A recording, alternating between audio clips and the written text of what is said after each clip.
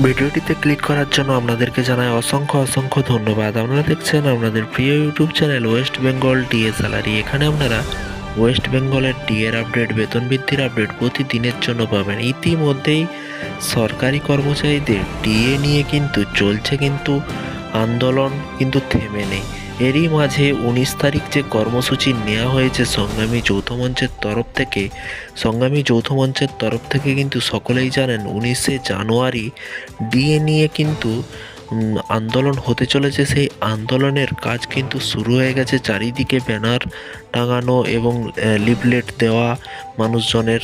এই ডিএটা অ্যাকচুয়ালি শুধু ডিএ নয়, 4টি দাবি নিয়ে চলছে আন্দোলন। সেই 4টি দাবি হলো সরকারি কর্মচারীদের কেন্দ্রীয় হারে ডিএ দিতে হবে এবং অনিয়মিতদের নিয়মিতকরণ এবং ডিলেডমেন্ট, অহিংসামূলক ডিলেডমেন্ট, যারা চাকরি করছেন তাদের ডিলেডমেন্ট এবং বদলির দাবি বন্ধ করতে হবে এবং স্থায়ী অস্থায়ী চুক্তিভিত্তিক কর্মীদের স্থায়ীকরণের দাবি নিয়ে তারা আন্দোলন চলছে। 19 তারিখ যে আন্দোলন আছে সেই নিয়ে কর্মসূচি কি বলা হয়েছে একটু দেখে নেব। ভিডিওটি সম্পূর্ণ দেখবেন, তবেই বুঝতে পারবেন যে আদৌ বলেছে কিনা, আদৌ আন্দোলন চলছে কিনা।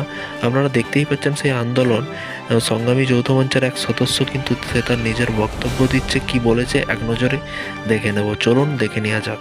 আমাদের যে বার্তা, সারা পশ্চিমবঙ্গে যারা বেকার যুবক যুবতী রয়েছেন, শিক্ষিত, যাদের দীর্ঘদিন ধরে নিয়োগ নেই, প্রায় 6 লক্ষ শূন্য পদ পূরণের দাবিতে সংগ্রামী যৌথ মঞ্চ লড়াইটা এগিয়ে নিয়ে চলেছে। আমাদের সংগ্রাম জারি রয়েছে।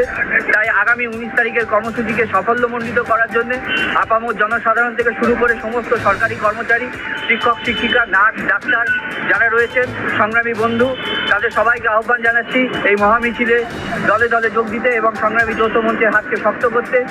তো ফ্রেন্ডস, আপনারা শুনতেই পেলেন, এখানে একজন সংগ্রামী যৌথ মঞ্চের এক সদস্য তিনি বক্তব্য দিলেন কি দাবিগুলো তাদের নিজের মুখ থেকেই আপনারা শুনতে পেলেন। সকলকে আসার জন্য 19শে জানুয়ারি সকলকে আসার জন্য অনুরোধ করা হচ্ছে। বারবার আপনাদেরকে বলা হচ্ছে যারা বাড়িতে বসে আছেন অবশ্যই আসুন 19শে জানুয়ারি।